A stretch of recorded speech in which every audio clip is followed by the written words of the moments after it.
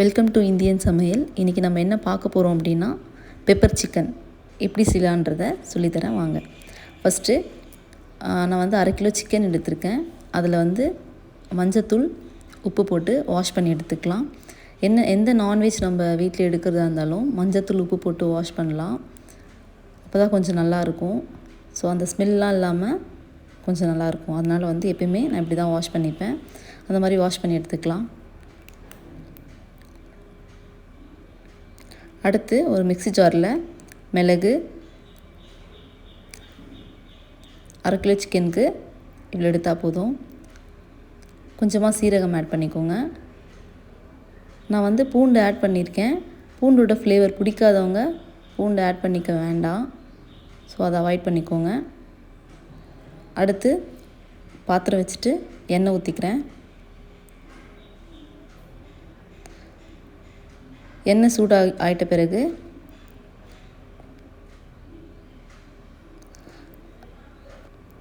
ரெண்டு medium onion எடுத்திருக்கேன், ஒரு தக்காளி எடுத்திருக்கேன், மீடியம் சைஸ் தக்காளி எடுத்திருக்கேன். இப்போது எண்ணெய் சூடாகிடுச்சு, பட்டையை போட்டுக்கலாம்.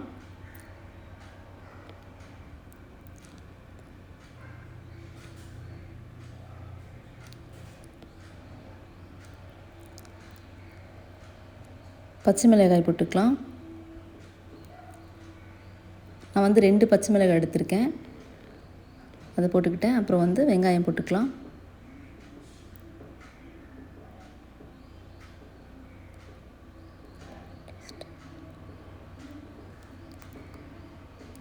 ஸோ ஆனியன் நல்லா ப்ரௌனிஷாக ஆகிற வரைக்கும் வதக்கிக்கலாம் அந்த எண்ணெயிலேயே.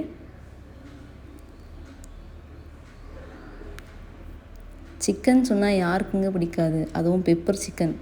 ஸோ சிக்கன் சொன்னால் குழந்தைங்களிருந்து பெரியவங்க வரைக்கும் ரொம்ப லைக் பண்ணி சாப்பிடக்கூடியது. ஸோ எங்கள் பாட்டி இப்படி தான் செய்வாங்க.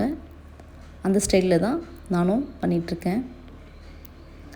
இப்போது காஞ்ச மிளகாய் போட்டுக்கலாம்.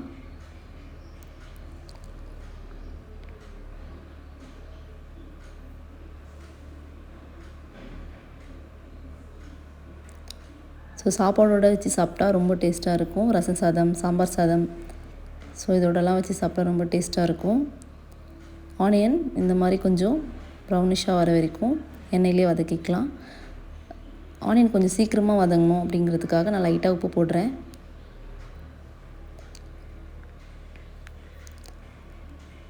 எண்ணெயில் வதங்கிட்டே இருக்கும்போது லைட்டாக நம்ம உப்பு ஆட் பண்ணிக்கிறோன்னா கொஞ்சம் குயிக்காக வதங்கிடும். அதுக்காகவே நான் வந்து உப்பு கொஞ்சம் ஆட் பண்ணிப்பேன் ஸ்டார்டிங்கில்.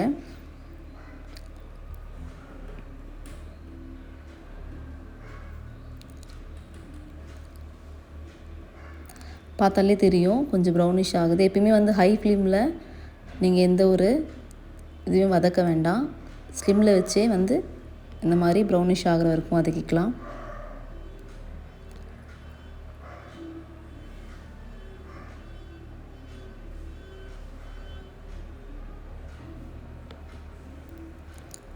இப்போ நல்லா வதங்கிட்டுருக்கு எண்ணெயில் ஆனியன். இப்போது இஞ்சி பூண்டு விழுதை ஆட் பண்ணிக்கலாம்.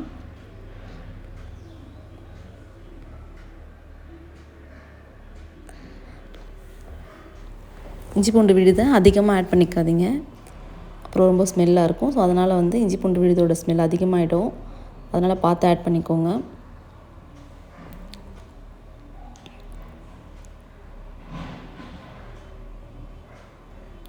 இஞ்சி பூண்டு விழுது போட்டோம் இல்லைங்களா, அதனால் கொஞ்சமாக மஞ்சத்தூள் போட்டுக்கலாம். லைட்டாக ஆட் பண்ணிக்கிட்டால் போதும், நிறைய போட்டுறாதீங்க, கொஞ்சமாக ஆட் பண்ணிக்கோங்க.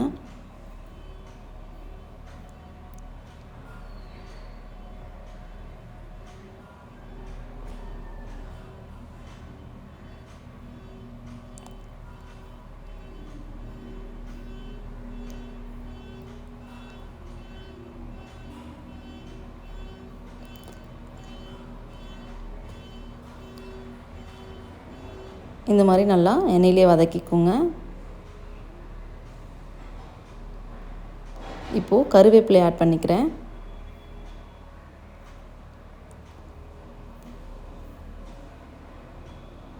குக்கிங் பண்ணும்போது எப்பவுமே நம்மளுக்கு வந்து ரொம்ப பொறுமை தேவை. அதனால் வந்து வீடியோவை ஸ்கிப் பண்ணாமல் பாருங்கள். ஸோ அப்போ தான் வந்து ஸ்டெப் பை ஸ்டெப்பாக வந்து எந்த ஒரு இதுவுமே கற்றுக்க முடியும். இப்போது தக்காளி ஆட் பண்ணிக்கலாம். நான் ஃபஸ்ட்டு சொன்ன மாதிரி தான் 1/2 கிலோ சிக்கனுக்கு 2 ஆனியன் மீடியம் சைஸு, ஒரு சின்ன தக்காளி எடுத்துக்கோங்க. கரம் மசாலா ஆட் பண்ணிட்டோம். இப்போது நம்ம அரைச்சி வச்சுருந்தோம் இல்லைங்களா பெப்பர், அதை வந்து ஆட் பண்ணிக்கலாம். அந்த மிளகு சீரகம் அதை வந்து நம்ம இதில் ஆட் பண்ணிக்கலாம். இப்போது வாஷ் பண்ணி வச்சுருந்த சிக்கனை இதில் ஆட் பண்ணிக்கலாம்.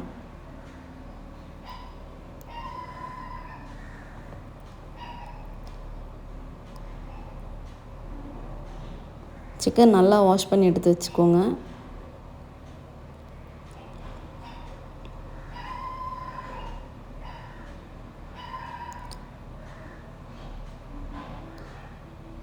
அந்த எண்ணெயிலேயே இந்த சிக்கனை லைட்டாக வதக்கிக்கலாம். நம்ம தண்ணி எதுவும் ஆட் பண்ண போகிறதில்ல, லைட்டாக வேணால் ஆட் பண்ணிக்கலாம். அந்த சிக்கன் மேலே நம்ம அரைச்சி வச்சுருந்த மிளகுத்தூளை ஆட் பண்ணிக்கலாம், மிளகு சீரகம் தூளை ஆட் பண்ணிக்கலாம்.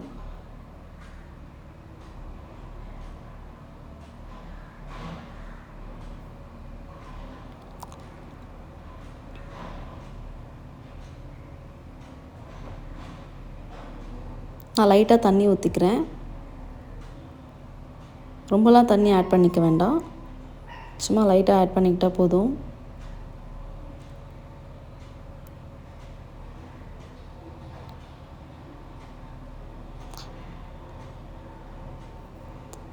பெப்பர் வந்து உங்களுக்கு எவ்வளோ காரத்துக்கு ஏற்ற மாதிரி நீங்கள் ஆட் பண்ணிக்கிட்டால் போதும்.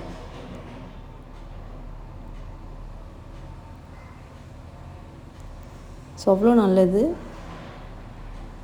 கோல்டானவங்க, சளி பிடிச்சவங்களுக்குலாம் எங்கள் அம்மா வந்து எங்கள் வீட்டில் எங்களுக்கு இது தான் செஞ்சு கொடுப்பாங்க. எங்கள் பாட்டியும் இதான் செஞ்சு கொடுப்பாங்க.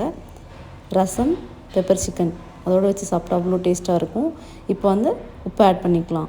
சிக்கனுக்கு தேவையான அளவுக்கு உப்பு ஆட் பண்ணிக்கோங்க. நம்ம வந்து ஆனியன் வதக்கும் போதே லைட்டாக உப்பு போட்டுட்டோம், அதால் வந்து இப்போ லைட்டாக பார்த்து போட்டுக்கோங்க.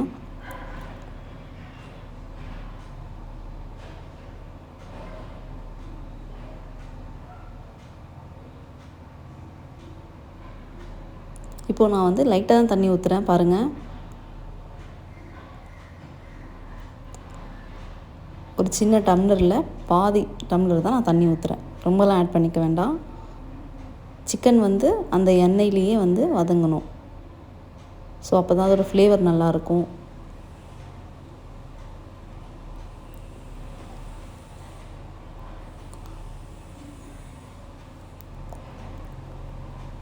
அவ்வளோதான். சிக்கனை வந்து க்ளோஸ் பண்ணி ஒரு 10 மினிட்ஸ் வந்து குக் பண்ணி எடுத்தால் போதும்.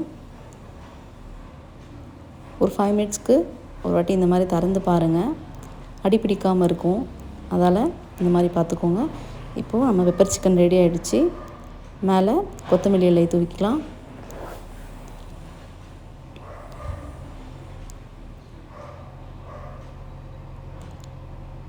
பார்க்கும்போது அவ்வளோ சூப்பராக இருக்குது.